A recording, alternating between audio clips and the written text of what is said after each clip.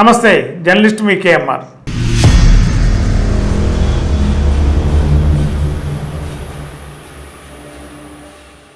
ఆంధ్రప్రదేశ్కి police boss. ప్రభుత్వం మారినప్పుడల్లా పోలీస్ బాసులు, చీఫ్ సెక్రటరీలు మారటం సహజంగా జరిగే ప్రక్రియ. అది మరి ఇప్పుడు కూడా ఆంధ్రప్రదేశ్కి కొత్త గవర్నమెంట్, తెలుగుదేశం పార్టీ కూటమి గవర్నమెంట్ అధికారంలోకి వచ్చింది. నారా చంద్రబాబు నాయుడు గారు ముఖ్యమంత్రి అయ్యారు.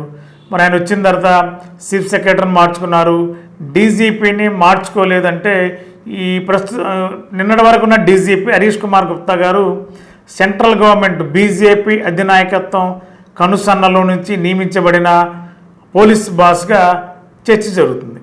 ఎన్నికలకు ముందే కేంద్ర హోంశాఖ మంత్రి గారి యొక్క కనుసన్నల్లో మరి వారి అనుచరుడిగా ఆంధ్రప్రదేశ్లో ఎన్నికలకు ముందు మరి అప్పుడున్న డీజీపీని రాజేంద్రనాథ్ రెడ్డి గారిని మార్చేసి ఇమీడియట్లీగా హరీష్ కుమార్ గుప్తా గారిని రంగంలో తెచ్చి ఎన్నికలు బీజేపీ కనుసన్నల్లో బీజేపీకి అనుకూలంగా ఉన్న ఐపీఎస్ అధికారితో ఏపీలో ఎన్నికలు జరిగించాలనే ఒక కాంక్షతోనే అప్పుడు హరీష్ కుమార్ గుప్తా గారిని తీసుకొచ్చి డీజీపీగా నియమించారన్నారు.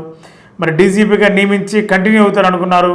కానీ చంద్రబాబు నాయుడు గారి యొక్క ప్రమాణ స్వీకార మహోత్సవానికి సంబంధించి గవర్నర్ గారు రాక, కేంద్ర మంత్రులు, ప్రధానమంత్రి, వివిఐపీలందరూ వచ్చేసరికి ట్రాఫిక్ నియంత్రణలో డీజీపీ ఫెయిల్ అయ్యారని, సరిగా అంటే సాక్షాత్తు గవర్నరే ట్రాఫిక్లో చిక్కిపోయిన పరిస్థితి ఏర్పడిందని రకరకాల కారణాల నేపథ్యంలో నిన్నటి వరకు ఉన్న డీజీపీ హరీష్ కుమార్ గుప్తా గారిని మళ్ళీ హోంశాఖ ప్రిన్సిపల్ సెక్రటరీగా నియమించి మరి ఏపీ పోలీస్ బాస్గా ద్వారకా తిరుమలరావు గారిని, senior IPS officer Dwaraka Tirumala Rao గారిని చంద్రబాబు నాయుడు గారు నియమించారు.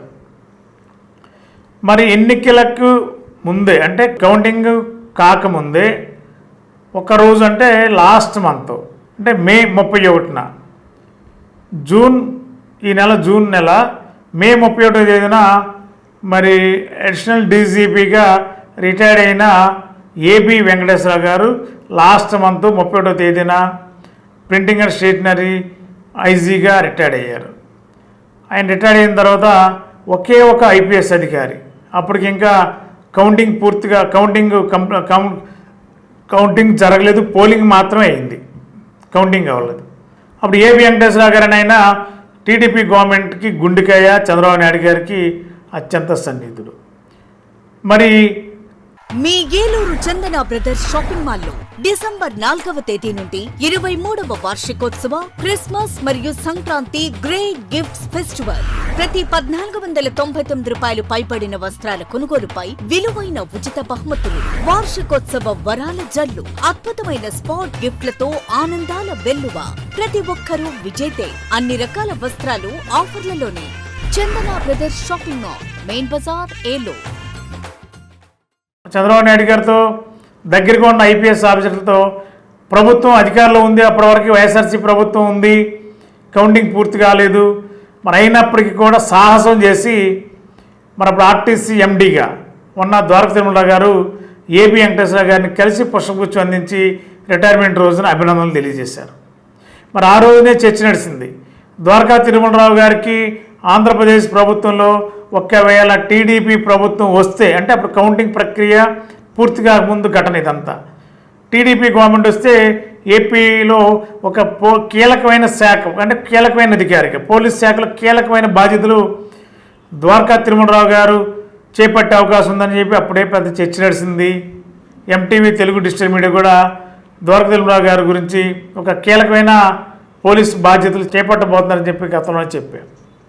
అదే జరిగింది. ఇవాళ ఎవరైతే ఏపీ వెంకటేశ్వరరావు గారిని కలిసి ఆ రోజు పుష్పగుచ్చం అందించారో మరి ఆయన రికమెండేషనా లేకపోతే ఆయన యొక్క ఒత్తిడి ఉందా లేకపోతే ఆయన సహకారం ఉందా అనేది అంతర్గతంగా రాజకీయ నాయకులు తెలుస్తుంది. కానీ మరి వీళ్ళ వ్యూహాలకు అందని విధంగా ద్వారకా తిరుమలరావు గారిని ఏపీ డీజీపీగా నియమించారంటే ఈ ఊహాగానాలు ఏవైతే అంతర్గతంగా చర్చలు జరుగుతున్నాయో ఏపీ వెంకటేశ్వరరావు గారి పాత్ర దీంట్లో కూడా ఉందనేది స్పష్టంగా కనిపిస్తుంది. ఎందుకంటే మరి ఆ రోజు ఒకే ఒక ఐపీఎస్ ఆఫీసర్ కలిచాడు, ఆ ఒక్క ఐపీఎస్ ఆఫీసర్ డీజీపీ అయ్యారు.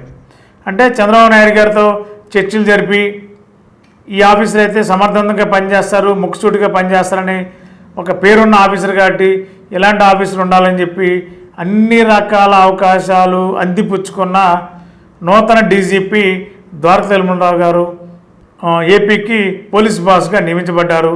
ఆయన కూడా ఈరోజే బహుశా ఛార్జ్ తీసుకుంటారు అనుకుంటున్నాను అధికారికంగా. ఇవాళ నుంచి పోలీస్ బాస్ ద్వారకా తిరుమలరావు గారు తన సేవలను ఈ ప్రభుత్వం యొక్క మార్కుని మళ్ళీ చూపించే ప్రయత్నం చేయబోతున్నారు.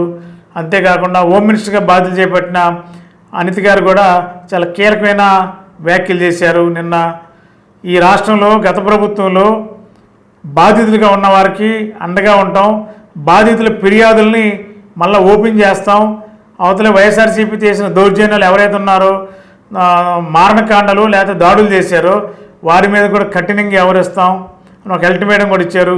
పోలీస్ బాస్ మారడం, హోమ్ మినిస్టర్ గారు చాలా ఫైరింగ్గా ఆవిడ వ్యాఖ్యలు చేయడం చూస్తే ఇక పోలీస్ పాత్ర రాష్ట్రంలో ఎలా ఉండబోతుంది, వైసీపీ మీద వైసీపీలు అరాచకాలు సృష్టించి రకరకాల ప్రయోగాలు చేసిన వారికి ఈ ప్రభుత్వం మరి హోంశాఖ మంత్రిగా డీజీపీగా వీళ్ళిద్దరు సమన్వయంతో ఎలాంటి పోలీస్ మార్కు ఆంధ్రప్రదేశ్లో చూడబోతున్నారు. మరి గతంలో చేసిన వారికి వాళ్ళ మీద యాక్షన్ స్టార్ట్ చేస్తారా, లేదు అనుకుంటే చట్టం ఎలా ఉంటే చట్టాన్ని అమలు చేస్తారా, చట్టానికి అనుగుణంగా పనిచేయాలనే ఆలోచన హోమ్ మినిస్టర్ గారు కానీ డీజీపీ గారు కానీ ఆలోచించి నిర్ణయం తీసుకుంటారా, ఏం జరుగుతుందో చూద్దాం. గత 20 సంవత్సరాలుగా దంత సమస్యలతో పాటు దవడ మరియు ముఖ సంబంధ సమస్యలకు చక్కని చికిత్సలు అందిస్తున్న శ్రీ రామకృష్ణ దంత వైద్యశాల, నరసింహారావుపేట, ఏలూరు. ఎమర్జెన్సీస్ లో వాడే ఆక్సిజన్ కాన్సంట్రేటర్లతో పాటు air purify, UV light steriliser, ULV fogger వంటి పరికరాల ద్వారా పరిశుభ్రమైన వాతావరణంలో చికిత్స అందించబడుచున్నది.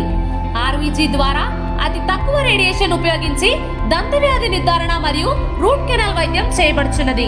డెంటల్ లేజర్ ద్వారా కుట్లు లేకుండా సర్జరీలు, ఇంప్లాంట్స్ కిట్స్ ద్వారా పళ్ళు లేని వారికి ఫిక్స్డ్ దంతాలు, రూట్ కెనాల్ చికిత్సలకు ఎండో మోటార్ వంటి ఆధునిక పరికరాలు కలిగిన నమ్మకమైన డెంటల్ క్లినిక్. అత్యంత ప్రామాణికమైన ఆటోక్లావింగ్ పద్ధతిలో శుభ్రపరిచిన ఇన్స్ట్రుమెంట్స్ వాడడం మా ప్రత్యేకత. దంత సమస్యలకు చికిత్సతో పాటు విరిగిన దవడ మరియు ముఖ ఎముకలకు చికిత్స, ఎత్తు మరియు వంకర దవడలకు కాస్మెటిక్ సర్జరీ, యాక్సిలోఫేషియల్ వంటి చికిత్సలకు చిరునామా శ్రీ రామకృష్ణ దంత వైద్యశాల, వేములపల్లి రెసిడెన్సీ అపార్ట్మెంట్,